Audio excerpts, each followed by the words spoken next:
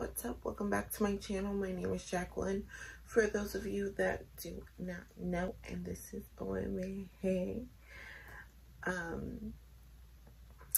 Today we're going to be talking about all the books I read in July, which is quite a few, to be honest.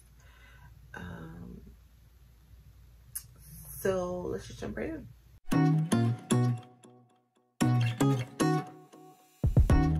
I know the angle's off. I'm having some technical difficulties. It's 4 in the morning, but we're just gonna roll with it.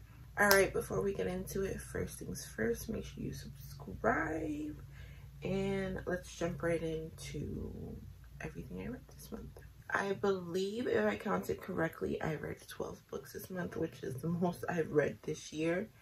I think last year I read like 14 or something, or 15, which was my most ever, but this is the most for 2020. But before we get into the books that I read, I just want to quickly talk about the books that I didn't get to, but that were on my TBR for July. So I didn't get to 4 books that were on my TBR, and I'm just gonna quickly go through them. The 7 Black Diamonds by Melissa Marr,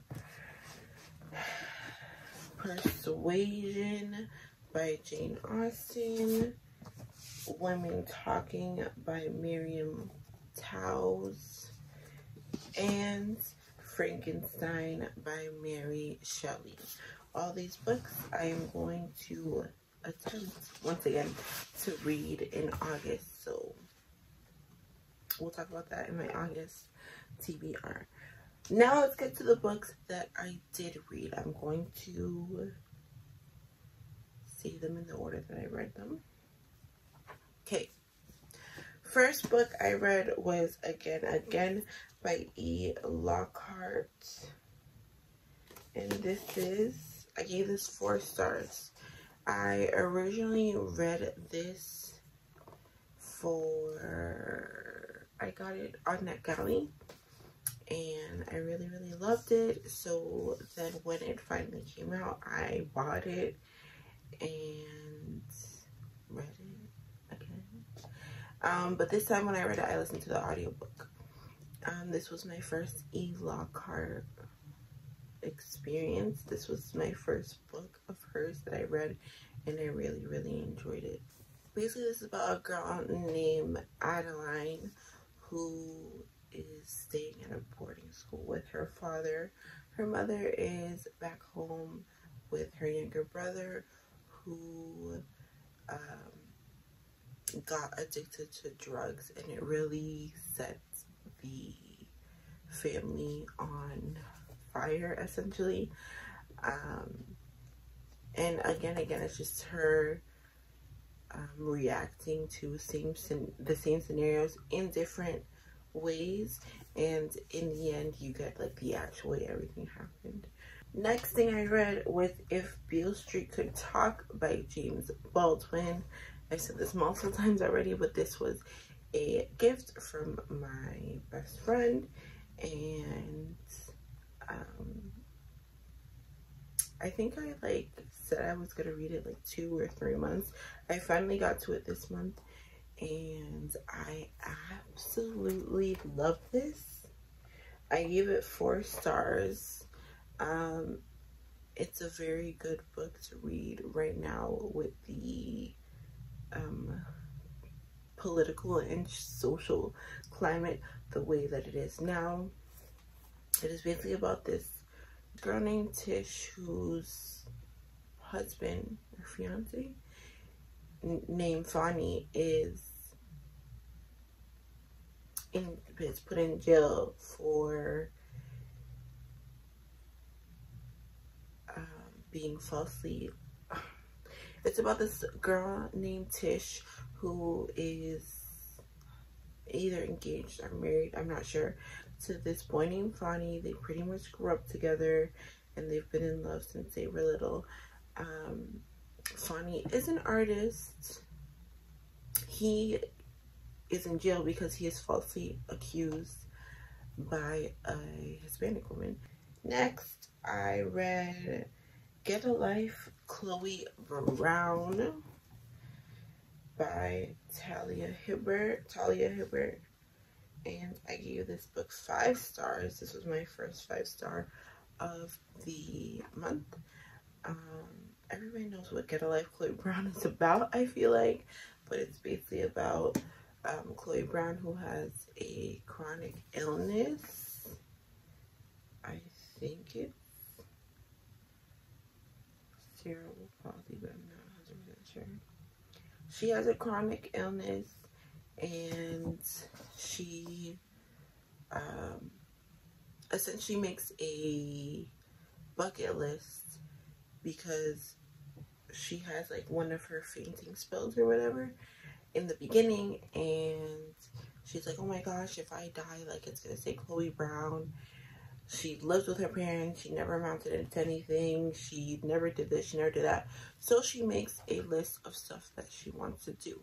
The first one being to get out of her parents' house, which she does very soon. And then a few other ones are enjoy a drinking night out, ride a motorcycle, go camping, travel the world with nothing but hand luggage, and do something bad. And then she meets Red, who is a superintendent of where she lives. Everybody says it's hate to love, but I don't necessarily think, like, I didn't get the vibe that they really hated each other off the bat. You know, it's kind of like they just didn't really necessarily like each other.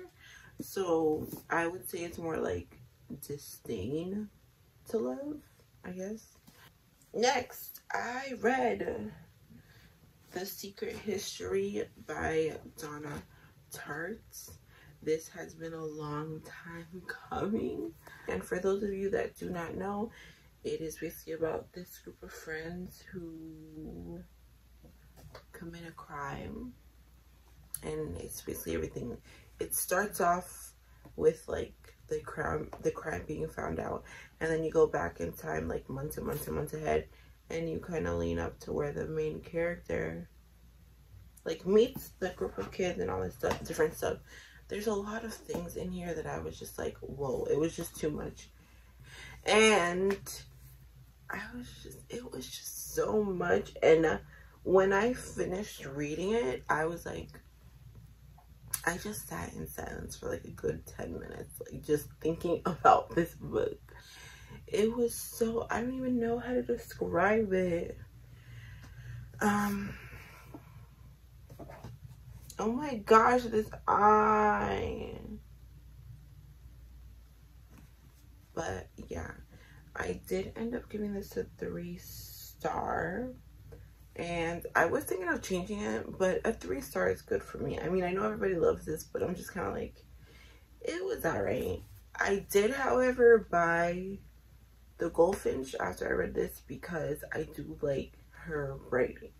Okay, so the next like 7 books, I'm just going to quickly show you like what they are and just tell you like the name and the author, because I did read them for the reading rush, so you guys already got like my full thoughts in my reading vlogs. And I'll just tell you what reading I gave them.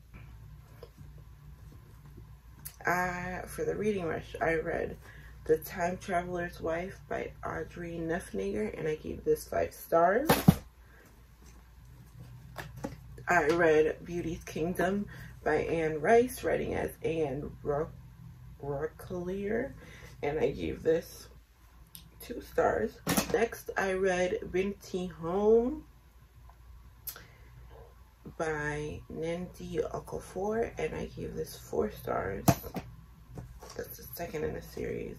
Next, I read 60 Cent Coffee and a Quarter to Dance by Judy Jordan. I gave this 3 stars.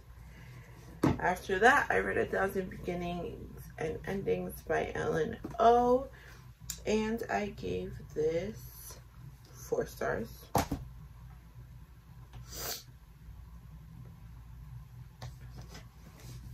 Next, I read The Last Time We Lied by Riley Sager, and I gave this 5 stars.